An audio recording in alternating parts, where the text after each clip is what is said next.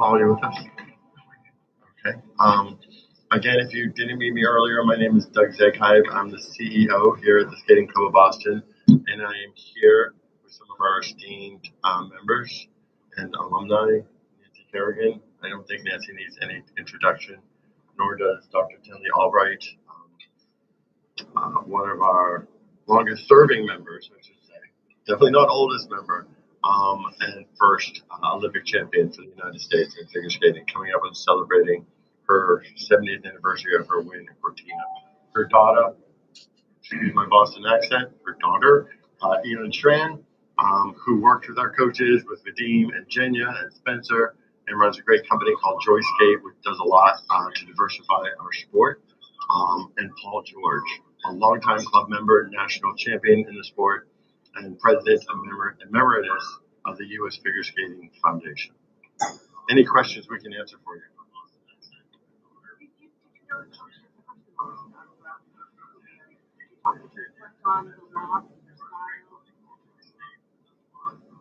Well, first of all, we came here because we needed to be together.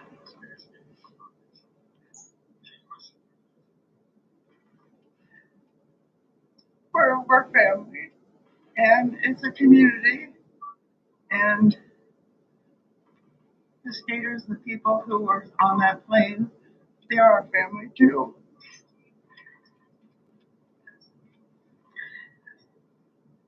And our community means so much to us.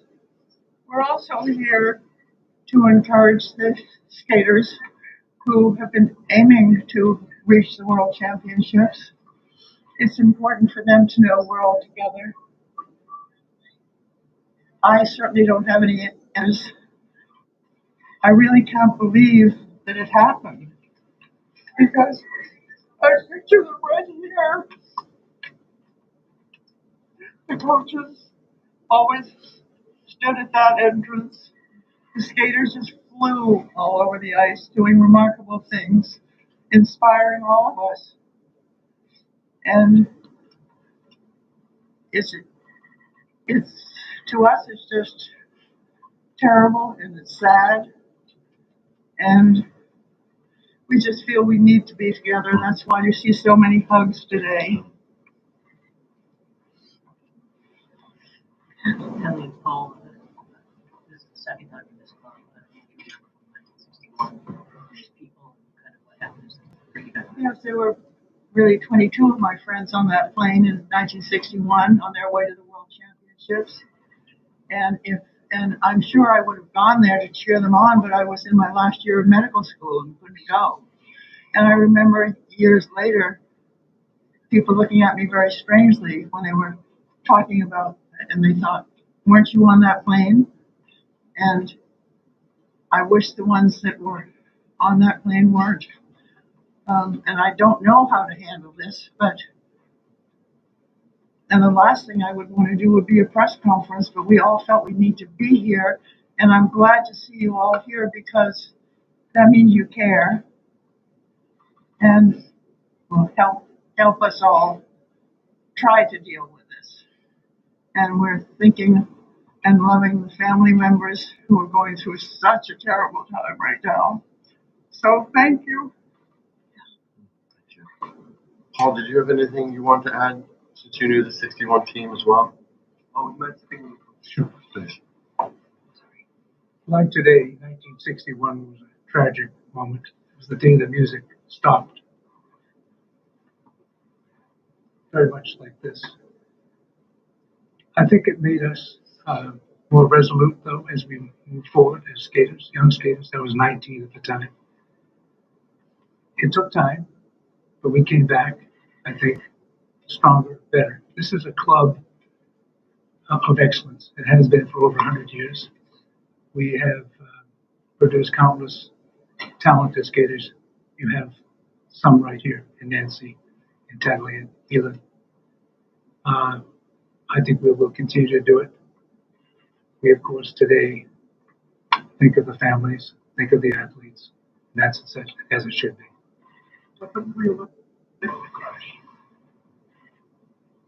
It was a very vivid reminder of 1961.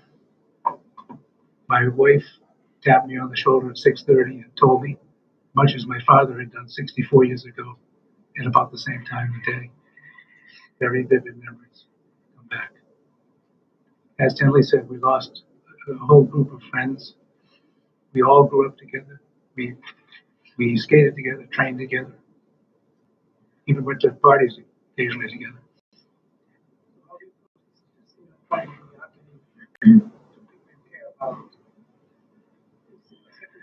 Well, I think, as with anyone who has losses, is we first of all think and pray and hope for them and for their families.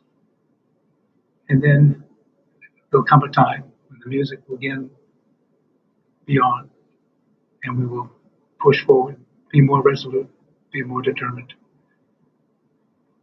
How does the club come back from this now? I think we grieve, as we all are doing. I think a number of you have expressed similar feelings to us today. We'll honor the athletes, honor the families. But I think we also will encourage people to come back and get back on the ice, get about their lives, be more focused, better. We will survive. Sir, can you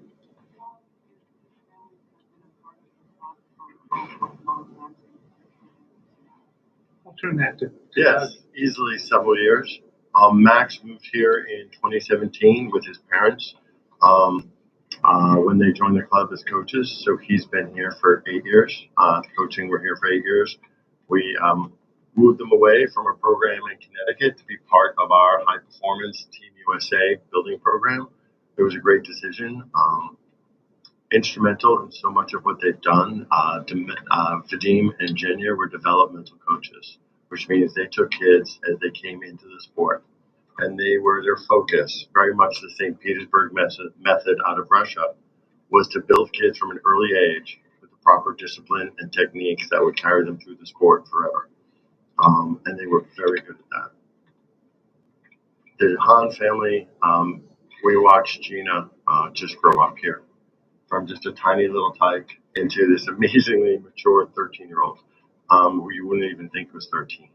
A great performer, a great competitor, and off the ice, a great kid. You know, I think, as we would say, or some circles would say, raised right. Just a really good kid, great parents. And we talk a lot about the athletes, but I think we're going to miss their moms as much. Just really good people.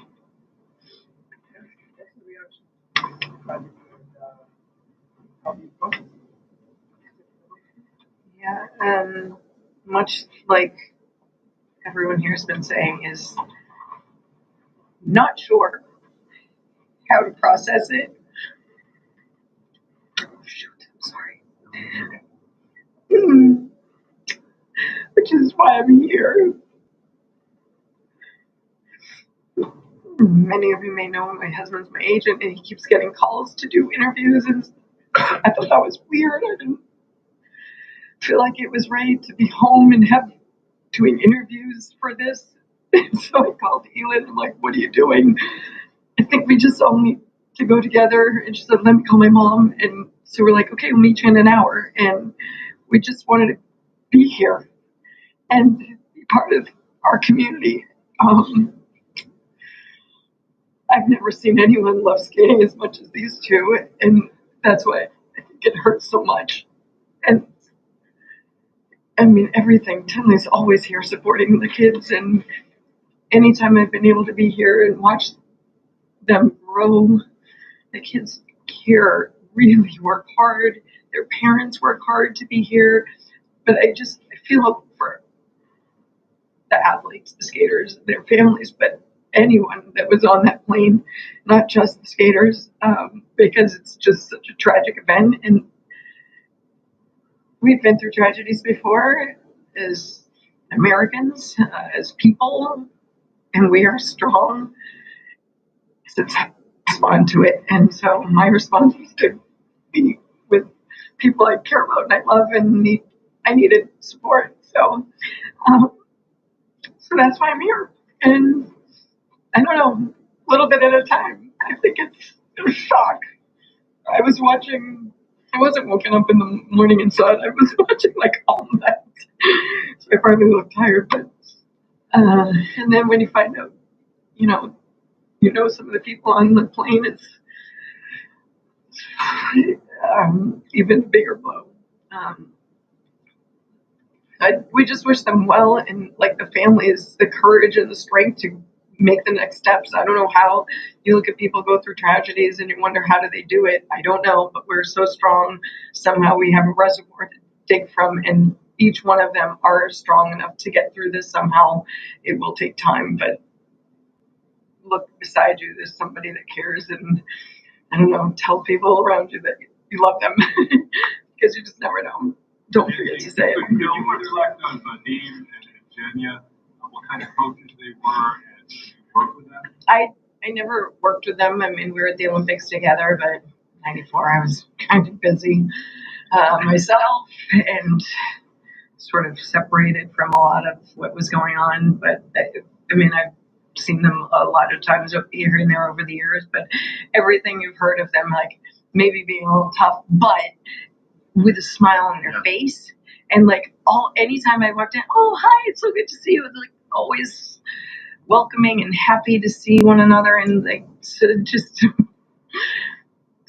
to walk in here and not see that is, I think, would be very strange for everybody that comes here, especially those that are here day in and day out, and it's going to be hard. And I always feel, what am I doing? I don't come to the skating club all the time, but it was the only place I thought I should be right now.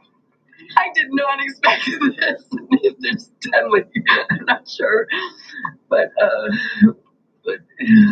we just wanted to be here with each other, and for Doug. We watched Doug's interview, and That helped us. it did help. Thank you. Yeah, There are so many memories, and just having seen the skaters competing and knowing that Max is now, he did so well in world in the nationals. He's made the world team as an alternate, and then Spencer, who was in your ice show. Could you tell us what you told me about you had a this great skating? story. Mm-hmm. My company does free outdoor shows around the city. Nancy's hosted and started many of them. And Spencer was in his first show with our company this past December in Kendall Square, Cambridge. And he'd never done a professional show before. It was a new experience for him. He was nervous. And then after the show ended, he came over and he was beaming. This kid was so talented. He'd only started skating a few years ago, and he had all of his triples, and not just that, but this natural grace and beauty and understanding of ice and speed, and his positions were just so gorgeous. And he came to me and smiling ear to ear, saying, I get it now. I understand.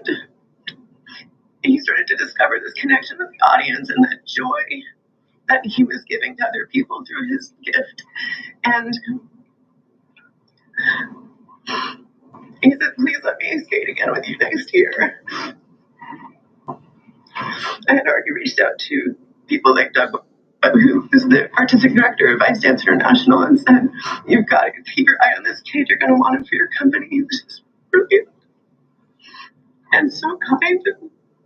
He was great backstage. That matters to me even more than the on-stage talent of these kids. And And we watched him here. yeah, I don't understand. I don't understand this. Just really praying for his family. All of them. For all of them. Olympic potential? Yes, I do. Definitely. I've never seen somebody come to it so fast, And so naturally. so naturally. I think it was 3 years ago. Mia, do you know Ben's 3 years ago? That's unheard of. I mean, these kids can make it look really easy when they're doing triple jumps, and all of their triples. It's actually not very easy. You don't just need talent. You need to have a lot of hard work to get there. And for him, and grit, thank you, and resilience. And for him to get there in 3 years, that's why I refer to him as a phenom. What about Gina? Would be potentially Oh yeah. Oh, she was in it to win it, and she was in it to win it, and like in a Tenley way, full of grace, a serious competitor, but so nice about it, and so supportive of her fellow competitors. Just a delight, but for a little 13-year-old, just full of grace. And I want to say one other thing about Vadim and Jenya, because I refer to them as being strict, and I think what I really mean to say, they had high standards because they were incredibly kind. They were so kind, but they had high standards, and the combination really worked with their kids because they felt the support, but they also knew where the bar was. And I have to say, for me as CEO here, I could not walk into this arena, see them for the first time that day, and for them not to come over, shake my hand, and thank me for the opportunity to be here, which you don't always see. Just very grateful and generous with their feedback. You mentioned in having seen the first time the 8-year-old had dealt with hockey like this, and tonight you have like flash. I'm wondering if it has any reflections on that, especially being in the I mean, we could probably all speak to that. Well, maybe you're probably too young. Thank But you. I grew up in the shadow of that. So the crash had happened before I was born, but my mom had me skating at a very early age. And even as a little 4-year-old, as a little 3-year-old, I knew something terrible had happened. Folks weren't talking about it, but there was a pall. There was like this black energy in the arena at the old facility at 1240 Soldiers Field Road. And as a little kid, it was like the terrible awful that you couldn't talk about. It was that devastating. And I just knew not to ask about it, but I could viscerally feel it. I think we'll see how we move forward here. The fact that we have no skaters on the ice right now and no coaches is not because we asked them not to come. I think they're staying away. They're just processing this, and they're taking a break. But I think Nancy and Tenley and Elin and Paul coming to join us today and not knowing there would be media here, but just to be part of the fabric of our community over the decades speaks a lot to why skating is such a special and in many ways unique sport, a really strong sport. I will attest to that. Going through something tragic, not like this, but myself, that the communities stood behind me, and I'm grateful for that. And so it's my turn now to hopefully be here. I'm not sure what it is to do. Maybe get someone a cup of coffee, but a hug. I'm here for hugs. I don't know. It's just I want to be able to give back what I feel like I got. So many people see figure skating as hyper competitive. Can you see other figure skaters other than competitors? Obviously today, even though perhaps you didn't personally know these people, you feel a connection. So skaters just don't see each other as somebody else you meet on the ice. But I think there's like a camaraderie. We spend a lot of time focused on yourself or your team if you're a para dance, but you're in the cold, not so much here, but a lot, hour after hour. So there is like this, you don't have to know everybody to feel that connection. We've been through the same thing, that training, that rigorous schedule of falling over and over and somehow picking yourself back up, which is like the main lesson I think learned in skating is you get back up, keep on trying, and even when it's hard, you get back up. Even when you're crying, hurt, pain, you get back up and move forward. It's not easy, but that's what we all have to do now together. Can you reflect on what this loss means for the sport, too? To lose coaches like that, to lose just up and comers like that, what that means for the sport. Does anybody want to start on that one? Is there more than just here? I would say, first of all, that the sport will rebound. It always hurts to lose coaches of the talent we lost. In 1961, the same thing happened. We lost some very, very outstanding coaches, but coaches came up and worked harder. To Nancy's point, Nancy went through a very tough time. She had great resolve in 1994 and came back. Tinley, around her Olympic time, as you may recall, had an injury, if I recall correctly, Tinley, but she fought back. Skaters are resolute. The other thing I would say is that we're part of a larger sports community. I've heard today from the president of USA Hockey, the executive director of USA Hockey. I've heard from countless people in other sports. We band together. We're a family, not only of figure skaters, but of sports men and women. So I think we will very much rebound, and we'll get some coaches going. Nancy, you spoke about the coaches a little bit. Are there others that were lost that you would like to share anything about, anything that you knew personally? No, I don't know. Not of your generation, No, really. yeah, no. There obviously were more, I think, on the plane that weren't from here, but other skaters. So our community is not that. It's pretty small. I think everyone's talked to people in different parts of, like Washington and Virginia, and it's not just here that's hurting. And it's not just in these specific places. Every rink that has skating has I'm sure, some feeling towards this. It's tragic. But I don't know. I think. Other questions? This was a country classified, and you mentioned the community is very small. So how do you explain the depth of loss? We're feeling it. Well, the community is small. I mean, we have 1,100 members here at the Skating Club of Boston. I think U.S. Figure Skating has 100,000 members. So it's small and it's tight knit, but it's also very large. I think what makes it feel small is we're so cohesive. And for Nancy's point, and I think Tenley's as well, what you experience at an ice facility here in Boston can be so similar to what you experience in Los Angeles and elsewhere, that there's a common denominator to it. So folks feel this and can relate to this. They can relate to having young kids in their own facility, whether it's here in Boston or Northern Virginia or DC or elsewhere in the country. And I think that's what really makes it so small and tight knit. Other questions? Doug, at different times of day would you normally would see skaters? This would be packed. What time is it? In an hour, it would be packed. But there would be kids. But we would still have kids here. We'd have Team USA kids here that have already, they're past high school. They can train at any time of day. Those coaches would be here. Four Continents Championship, an international event that Max is supposed to go to, is coming up.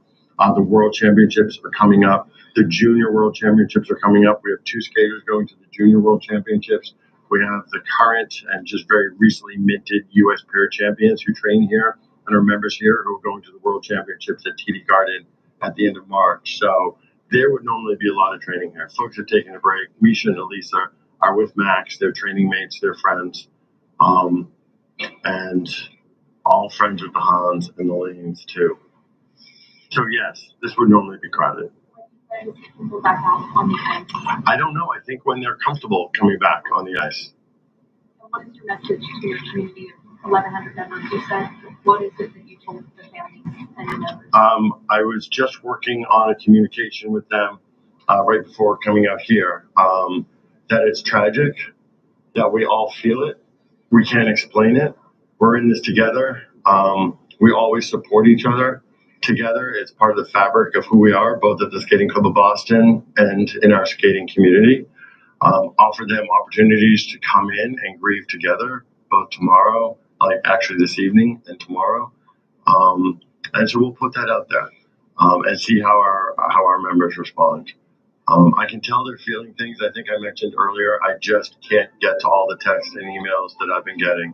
And it's heartwarming, and I feel bad that I'm not responding as quickly as I might like, but it really does feel good to know that so many people from around the world and around this country really care.